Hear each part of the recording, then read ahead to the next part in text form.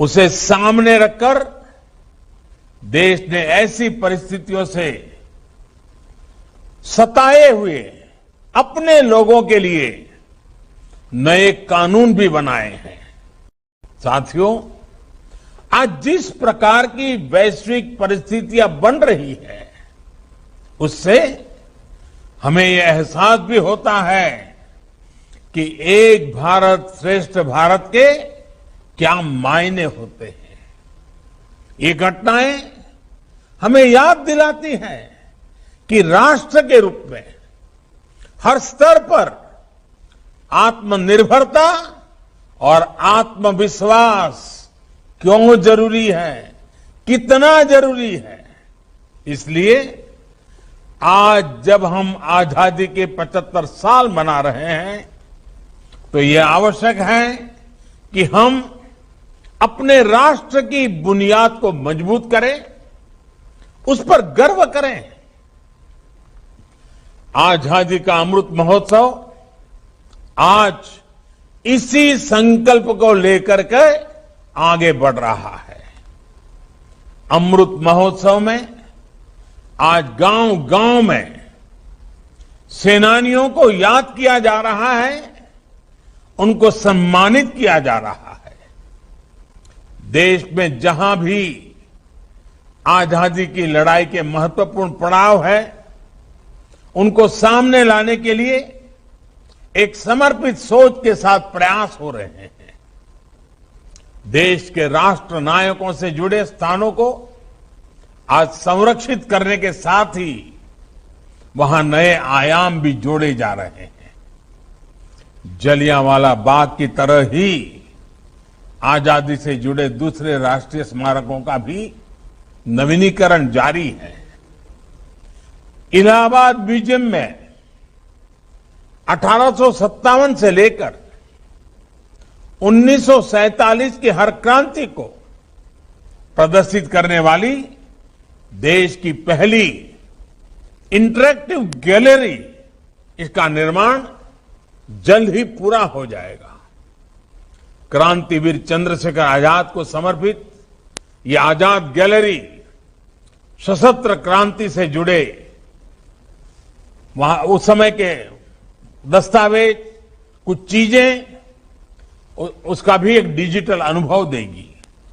इसी प्रकार कोलकाता में विप्लवी भारत गैलरी के में भी क्रांति के चिन्हों को भावी पीढ़ी के लिए आधुनिक तकनीक के माध्यम से आकर्षक बनाया जा रहा है। इससे पहले सरकार द्वारा आजाद हिंद फौज के योगदान को भी इतिहास के पिछले पन्नों से निकालकर सामने लाने का प्रयास किया गया है। अंडमान में जहां नेताजी ने पहली बार तिरंगा फहराया, उस स्थान को भी नई पहचान दी गई है।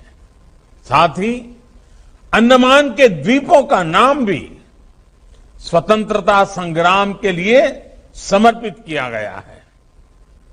भाइयों और बहनों, आजादी के महायज्ञ में हमारे आदिवासी समाज का बहुत बड़ा योगदान है। जनजातीय समूहों ने त्याग और बलिदान की अमर गाथाएं आज भी हमें प्रेरणा देती है। इतिहास की किताबों में इसको भी उतना स्थान नहीं मिला जितना उनको मिलना चाहिए था, जिसके वो हकदार थे। देश के 9 राज्यों में इस समय आदिवासी स्वतंत्रता सेनानियों और उनके संघर्ष को दिखाने वाले म्यूजियम पर भी काम चल रहा है। साथियों, देश की ये भी आकांक्षा थी कि सर्वोच्च बलिदान देने वाले हमारे सैनिकों के लिए राष्ट्रीय स्मारक होना चाहिए। मुझे संतोष है कि नेशनल वॉर मेमोरियल आज के युवाओं में राष्ट्र रक्षा और देश के लिए अपना सब कुछ न्यौछावर कर देने की भावना जगा रहे हैं। देश को सुरक्षित रखने के लिए पंजाब सहित देश के कोने कोने को जो हमारे वीर सैनिक शहीद हुए हैं, आज उनको उचित स्थान और उचित सम्मान मिला है। इसी प्रकार हमारे पुलिस बेड़े के लोग, हमारे जो पुलिस के जवान हैं, जो हमारे अर्धसैनिक बल हैं, उनके लिए भी आजादी के इतने दशकों तक देश में कोई राष्ट्रीय स्मारक नहीं था। आज पुलिस और अर्धसैनिक बलों को समर्पित राष्ट्रीय स्मारक भी देश की नई पीढ़ी को प्रेरित कर रहा है। साथियों, पंजाब में तो शायद ही ऐसा कोई गांव, ऐसी कोई गली है जहां शौर्य और सुरवीरता की गाथा न हो। गुरुओं के बताए रास्ते पर चलते हुए पंजाब के बेटे बेटियां मां भारती की तरफ टेढ़ी नजर रखने वालों के सामने चट्टान बनकर खड़े हो जाते हैं। हमारी ये धरोहर और समृद्ध हो, इसके लिए निरंतर प्रयास किए जा रहे हैं। गुरु नानक देव जी का 550वां प्रकाशोत्सव हो, गुरु गोविंद सिंह जी का 350वां प्रकाशोत्सव हो, या फिर गुरु तेग बहादुर जी का 400वां प्रकाशोत्सव हो, ये सभी पड़ाव सौभाग्य से बीते 7 सालों में ही आए हैं। केंद्र सरकार ने प्रयास किया है कि देश में ही नहीं बल्कि पूरी दुनिया में इन पावन पर्वों के माध्यम से हमारे गुरुओं की सीख का विस्तार हो। अपनी समृद्ध धरोहर को भावी पीढ़ियों तक पहुंचाने के लिए काम लगातार जारी है। सुल्तानपुर लोधी को हेरिटेज टाउन बनाने का काम हो, करतारपुर कॉरिडोर का निर्माण हो, ये इसी प्रयास का हिस्सा है। पंजाब की दुनिया के अलग अलग देशों से एयर कनेक्टिविटी हो, या फिर देश भर में जो हमारे गुरुस्थान है उनकी कनेक्टिविटी हो, उसको सशक्त किया गया है। स्वदेश दर्शन योजना के तहत आनंदपुर साहिब, फतेहगढ़ साहिब, फिरोजपुर, अमृतसर, कटखड़ कला, कलानौर, पटियाला हेरिटेज सर्किट को विकसित किया जा रहा है।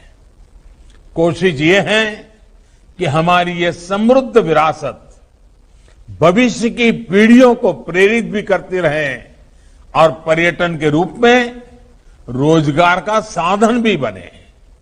साथियों, आजादी के ये अमृतकाल पूरे देश के लिए बहुत महत्वपूर्ण है। इस अमृतकाल में हमें विरासत और विकास को साथ लेकर चलना होगा और पंजाब की धरती हमें हमेशा हमेशा से इसकी प्रेरणा देती रही है।